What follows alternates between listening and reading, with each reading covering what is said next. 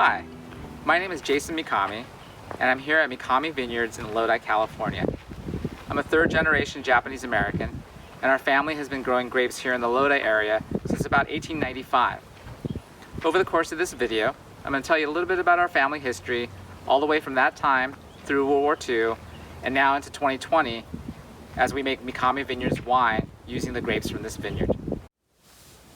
So to provide some background on our family history, first, our story really begins in the late 19th century, early part of the 20th century, when my grandfather, Teruichi Mikami, immigrates to the United States from Japan and settles in Lodi, California.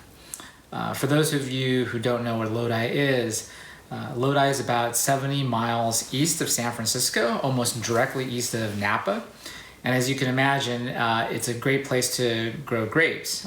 It features a Mediterranean climate with hot days and cool nights. And as with many of the Japanese immigrants during that time, my grandfather, who arrives in Lodi, ends up becoming involved in farming, and in particular, helping to grow grapes, working for various landowners in Lodi.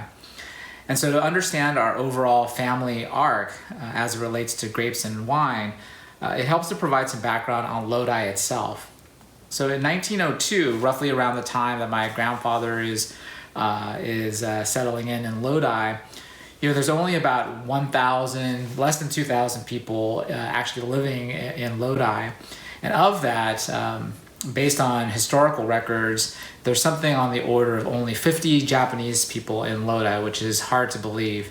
But even then, as I mentioned, Lodi was known for grapes, and in particular, there was a particular kind of grape that it was really known for, which was the Tokay Flame grape. And the Tokay Flame was a tasty table grape variety that has really made its mark on Lodi due to its popularity. And in fact, both high schools in Lodi bear honor to the grape's name, with Lodi High School having its mascot be the Flames, and then the other high school in Lodi actually being named Tokay High School. In addition, Lodi, besides the Tokay grape, ends up having a very large role during Prohibition. So if you think about 1920, when the United States approves the 18th Amendment, putting the country into Prohibition, while you couldn't have major wineries or large-scale production of wines being sold at the time during Prohibition,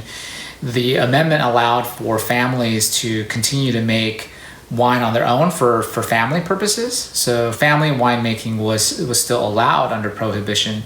And so you had a large community of really Italian immigrants, European immigrants on the East Coast that still wanted to produce wine for themselves. And so what ends up happening is that from Lodi, large volumes of Zinfandel grapes typically and other wine grapes are being packed and shipped in boxes and actually transported all the way back east during Prohibition to allow these families to make wine.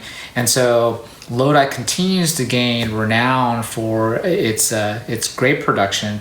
And so even though Prohibition is repealed in 1933, Lodi continues to be one of the largest producers of grapes, both table grapes and wine grapes in the country. And I think this is important because it's in this context that my grandfather is working in Lodi. So, helping various vineyard owners, continuing on from when he arrives in the early 20th century all the way to now, 1920 or so, when my dad, Jim Mikami, is then born. And my dad is the eldest of 6 children in the family, and he and the family continue to move to different places in and around Lodi. And throughout the time, the family is continuing to labor on different vineyards, and that continues all the way until World War II. And as many folks know, during World War II, the Japanese Americans on the west coast of the United States are all forced to relocate to one of 10 different internment camps. And so for our family, that meant going from Lodi all the way to Rower, Arkansas, which is about 2,000 miles away. And one of the memories that I have of my dad telling stories about this time is how, because of the executive order relocating the Japanese Americans, effectively you had to sell all of your property. You could only take what you could carry, which was effectively 2 or 3 suitcases. And so my dad's family had to sell things like their car. And I remember distinctly him telling us of how, it's May of 1941, right before Pearl Harbor and right before the executive order that comes out in February of 1942, where my dad's family buys this new car, and then all of a sudden, less than 7 months later, they have to effectively sell the vehicle for pennies on the dollar. And so, just one example of how internment would have an effect on our family. And so,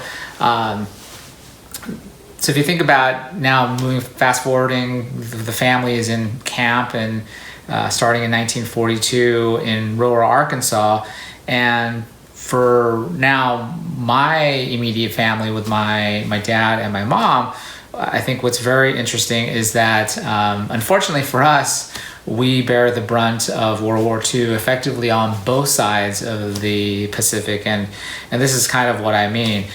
So on my father's side, you have the family being relocated all the way to Arkansas. And furthermore, you have my Uncle Joe, my dad's brother, serving in the military as part of the 442nd Regimental Combat Team, serving overseas in Italy for a time. And then you also have my dad, who, strangely enough, is part of a program where he actually leaves the camp for a short period of time and moves and is allowed to move back east to Toledo, Ohio and Detroit, Michigan through a work program. And it's funny because there he meets a person who eventually becomes my uncle. And as it turns out, his brother, Kazuo Otani, which will be my aunt's brother-in-law, is in fact killed serving for the 442nd, and later is recognized with the Medal of Honor posthumously by President Bill Clinton towards the tail end of President Clinton's term. And so my father's side very much has this full Japanese American experience of the internment camp, serving for the 442nd, being part of camp. And then you have my mom's side now, which is interesting because my mom is actually from Japan or was from Japan. My mom passed away recently, but my mom, Aiko, was actually in Japan during World War II in Hiroshima. And as you can imagine, that was a very difficult time for her as well. And in fact, she is what's known as a hibakusha, a survivor of the atomic bomb. And she and her family were only about a mile from the epicenter of the atomic bomb. And my mom ends up losing one of her brothers during the time, and she often tells me, or used to tell me, about how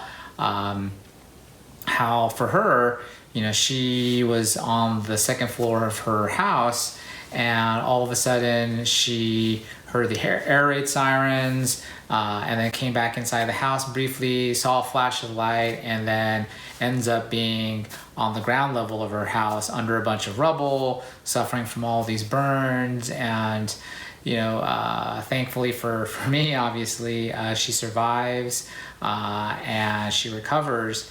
But as you can imagine, it's a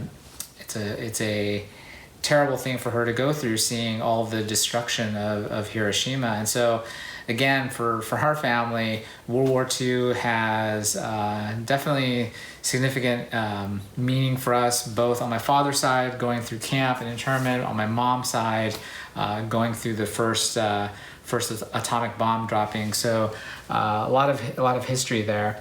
But one thing that you can say is that, what's interesting is that now my father's family, after World War II, goes back to Lodi and again starts farming, and in the 50s is able to buy property. And so my grandfather ends up buying a home and a vineyard in Lodi, and the family starts to rebuild their lives. And it's in 1958 where, for my dad, what that basically means is that it's time for marriage. And so he ends up marrying my mom through an arranged marriage. And so through this arrangement, my dad travels to Japan to meet my mom's parents, and they end up returning to Lodi.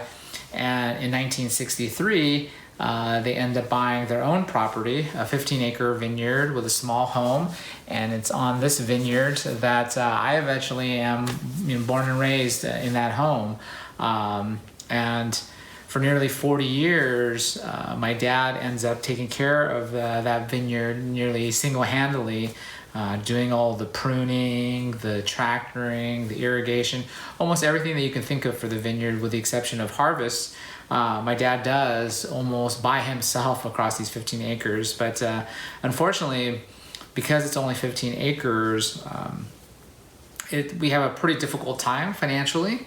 So my dad continues to, farm other vineyards on behalf of other owners. And then for my mom, what's interesting is, when she was in Japan, her goals were really focused around wanting to become a teacher of Japanese arts. And so when she comes to Lodi, she ends up following her passions and ends up teaching things like the tea ceremony, the koto, the shamisen, flower arrangement, all of this. And so she ends up becoming quite the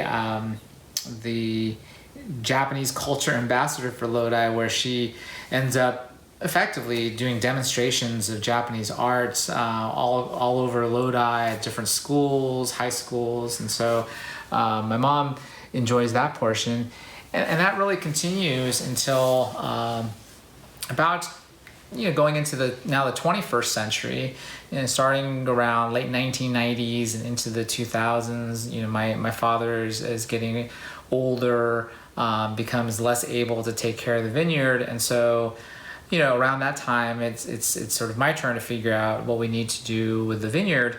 And so in 2004, 2005, we start basically revitalizing the vineyard. And what that means is, prior to that time, my dad had farmed both Zinfandel and the Tokay grapes that we talked about earlier.